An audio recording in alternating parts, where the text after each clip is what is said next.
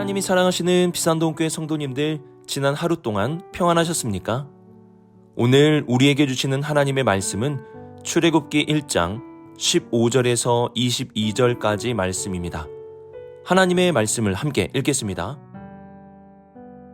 애굽 왕이 히브리 산파 십부라라 하는 사람과 부하라 하는 사람에게 말하여 이르되 너희는 히브리 여인을 위하여 해산을 도울 때에 그 자리를 살펴서 아들이거든 그를 죽이고 딸이거든 살려두라. 그러나 산파들이 하나님을 두려워하여 애굽 왕의 명령을 어기고 남자 아이들을 살린지라. 애굽 왕이 산파를 불러 그들에게 이르되 너희가 어찌하여 이같이 남자 아기들을 살렸느냐. 산파가 바로에게 대답하되 히브리 여인은 애굽 여인과 같지 아니하고 건장하여 산파가 그들에게 이르기 전에 해산하였더이다 하매 하나님이 그 산파들에게 은혜를 베푸시니 그 백성은 번성하고 매우 강해지니라. 그 산파들은 하나님을 경외하였으므로 하나님이 그들의 집안을 흥왕하게 하신지라. 그러므로 바로가 그의 모든 백성에게 명령하여 이르되 아들이 태어나거든 너희는 그를 나일강에 던지고 딸이거든 살려두라 하였더라. 아멘. 기도하겠습니다. 사랑의 하나님 아버지, 우리가 출애굽기 말씀을 통해 우리를 구원하시는 하나님의 이유와 목적을 하나씩 더 알아가게 하여 주옵소서. 애굽의 종되었던 우리, 죄의 종이었던 우리를 구원해 주신 하나님의 은혜와 이러한 은혜를 베풀어 주시는 주님의 크신 뜻을 알아가게 하여 주옵소서. 앞으로 출애굽기 말씀도 기대하겠습니다. 이 모든 말씀 우리 주 예수 그리스도의 이름으로 기도드립니다. 아멘.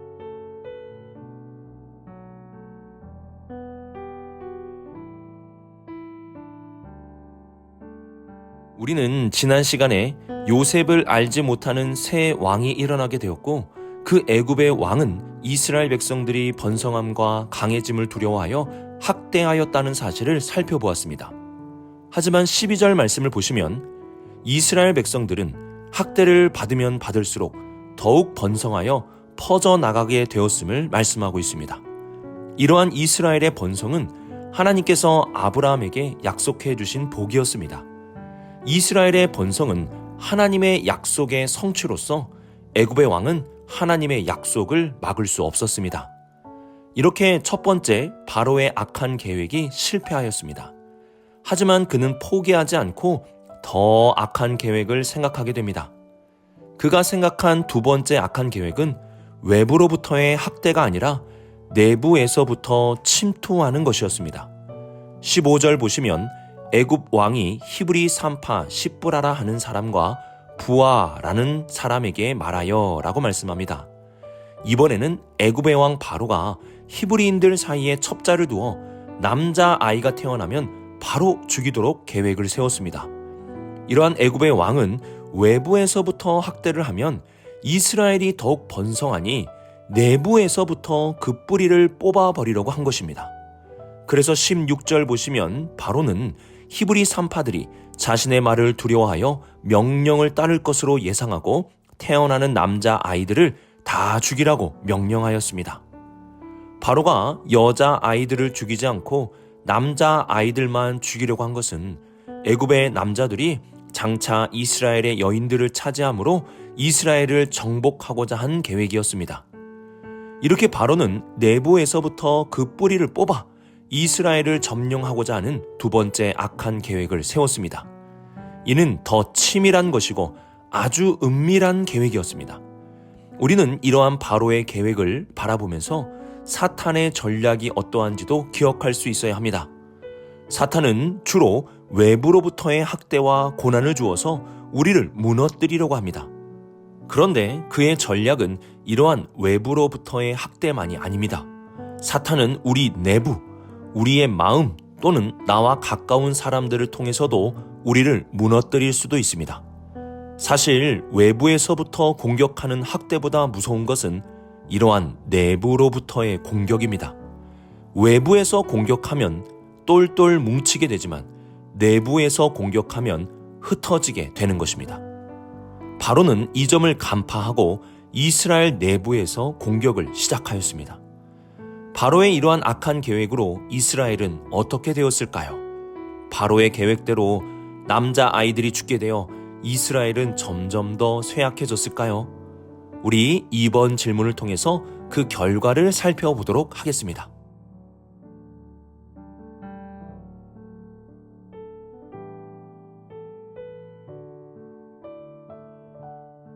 17절을 보시면 히브리 산파들의 놀라운 모습이 기록되고 있는데요. 이들은 하나님을 두려워하여 애굽 왕의 명령을 어기고 남자 아기들을 살렸다고 말씀합니다. 이들은 남자 아이들을 살려주었습니다. 왜 살려주었습니까? 바로 왕보다 하나님을 더욱 두려워하였기 때문입니다. 이렇게 하나님을 두려워하는 것을 경외라고 말합니다. 두려워한다는 것은 단순하게 벌벌 떠는 감정이 아니라 우선하여 선택하는 것을 의미합니다. 아빠보다 엄마가 무서우면 아빠의 말보다 엄마의 말을 우선하는 것처럼 두려워하는 존재의 말을 우선하여 따르는 것입니다. 히브리 산파들은 바로보다 하나님을 더 두려워하였습니다. 하나님을 두려워하게 되면은 이렇게 바로를 두려워하지 않게 되는 것입니다. 또한 하나님을 두려워하면 세상을 두려워하지 않을 수 있습니다.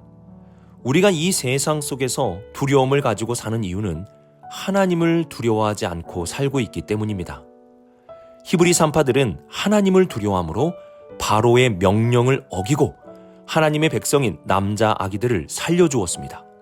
놀라운 것은 이들이 여호와를 경외함으로 바로의 그 계획이 무너지게 되었다는 것입니다. 고작 두 히브리 산파의 행동을 통해서 그 크고 거대한 바로의 악한 계획이 무너지게 된 것입니다.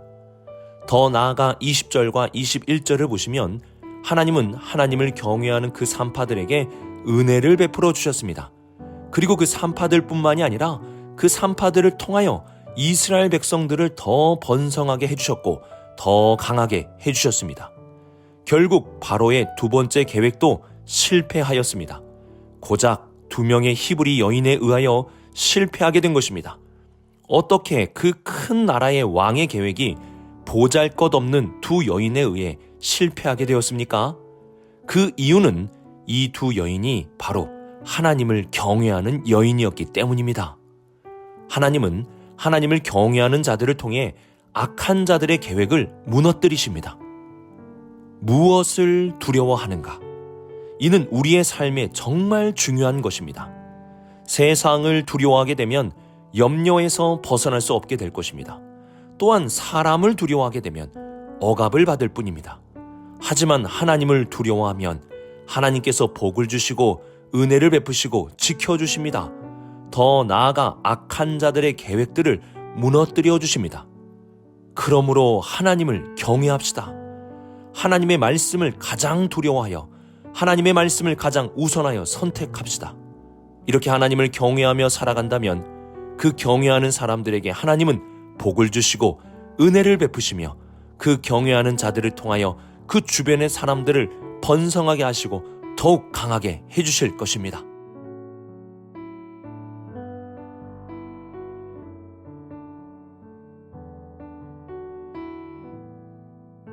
산파들은 바로보다 하나님을 더욱 두려워하였기 때문에 바로의 명령을 어겼습니다. 바로의 명령을 어기면 큰 환난을 당할 것 같지만 진정한 왕이신 하나님께서는 하나님을 경외하는 자들을 지키시고 복을 주시고 은혜를 베풀어 주셨습니다. 이전에 바로는 가장 먼저 학대를 통하여 이스라엘을 무너뜨리려고 하였습니다. 하지만 하나님의 약속에 의하여 학대하면 할수록 이스라엘은 더욱 강해지게 되었습니다. 두 번째로 바로는 내부에서 히브리 산파들을 통해 이스라엘을 무너뜨리려고 하였습니다. 하지만 하나님을 경외하는 두 여인을 통해 바로의 악한 계획이 무너지게 되었습니다. 그리고 바로는 포기하는 것이 아니라 더 악한 계획을 세우게 됩니다. 22절 말씀을 보시면 이제는 모든 백성에게 명령을 하여 아들이 태어나면 그를 나일강에 던지라고 명령을 하였습니다. 유아 학살에 대한 명령을 공식적으로 내린 것입니다. 바로는 점점 더 악하고 끔찍한 계획을 펼치게 됩니다. 그러면 우리는 이러한 바로의 악함을 보며 걱정하고 염려하고 두려워해야 할까요? 아닙니다. 하나님은 바로의 악한 첫 번째 계획을 하나님의 약속을 통해 무산시키셨고 두 번째 계획도 하나님을 경외하는 산파들을 통해 무산시키셨습니다. 그러면 우리는 바로의 세 번째, 이 악한 계획을 바라보면서 이러한 마음을 가져야 합니다. 이번에는 하나님이 어떻게 바로의 계획을 무산시키실까? 바로의 계획을 두려워하는 것이 아니라 이번에는 하나님이 어떻게 바로의 계획을 무너뜨리실까라는 기대감을 가질 수 있어야 합니다. 하나님은 이 세 번째 악한 계획을 어떻게 무너뜨리실까요? 하나님은 바로의 악한 계획을 무너뜨리시기 위하여 우리가 잘 아는 모세를 준비시키십니다. 당시 아무런 힘도 없었던 아기 모세, 갈대 상자에 뉘어 떠나가야만 했던 아기 모세를 준비시키십니다. 그리고 장차 하나님은 이 모세를 통해 애굽을 심판하시고 무너뜨리십니다. 이처럼 하나님은 준비하시는 하나님이십니다. 이를 여호와 이레라고 말합니다. 악한 자들이 악을 행하는 그때 하나님은 떠나시는 것이 아니라 준비하고 계십니다. 어둠 속에 우리가 있을 때 하나님은 저 멀리 계신 것이 아니라 더 놀라운 계획을 준비하고 계십니다. 모세를 준비시키심과 같이 하나님은 어두운 시대에 빛을 비추기 위하여 준비를 하고 계십니다. 우리는 준비하시는 하나님을 기억하며 어둠 속에서도 기대감을 가질 수 있어야 합니다. 하나님은 지금도 여러분을 위하여 준비하고 계십니다. 준비하시는 여호와 이레의 하나님을 바라보며 어둠 속에서도 좌절하거나 절망하지 마시고 기대감을 가지고 살아갈 수 있는 우리 모든 성도님들이 되시길 주님의 이름으로 축복합니다. 오늘의 말씀을 묵상하며 우리는 세 가지를 기억해야 합니다.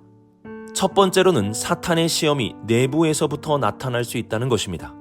우리는 외부에서 주어지는 고난과 학대만 주의하는 것이 아니라 내부에서부터 우리를 무너뜨리는 사탄의 전략도 주의해야 합니다. 그리고 두 번째로는 여호와 경외의 중요성을 기억해야 합니다. 사탄의 전략을 무너뜨리는 것이 바로 여호와 경외임을 알아야 합니다. 여호와를 경외하는 자에게 하나님은 복을 주시고 은혜를 베푸시며 악한 자의 모든 계획을 무너뜨리십니다. 마지막 세 번째로는 준비하시는 하나님을 기억해야 합니다. 우리가 악한 자들의 공격이 심할수록 더욱 기대할 수 있는 이유는 하나님이 우리를 떠나지 않으시고 준비하고 계시기 때문입니다. 이러한 준비하시는 하나님을 바라보고 기억한다면 우리는 어둠 속에서 더욱 기대감을 가지고 살아갈 수 있게 될 것입니다. 오늘 말씀을 통해 이 세 가지를 기억하셔서 사탄의 공격에서부터 깨어 계시고 여호와를 경외하며 준비하시는 하나님을 기대하며 살아가는 우리 모든 성도님들이 되시길 주님의 이름으로 축복합니다. 기도하겠습니다. 사랑의 하나님 아버지, 지금도 우리를 넘어뜨리기 위하여 악한 사단은 호시탐탐 노리고 있습니다. 우리가 전방위로 늘 깨어있게 하시고 특히 마음을 지킴으로 무너지지 않게 하여 주옵소서. 하나님을 경외하는 자가 되어 그 누구보다 하나님을 두려움으로 살게 하시고 하나님을 경외함으로 큰 복을 받는 우리 모든 성도들 되게 하여 주옵소서. 힘들수록 좌절하지 않게 하시고 그 힘든 상황 속에서도 준비하시는 하나님을 바라보며 기대하게 하여 주옵소서.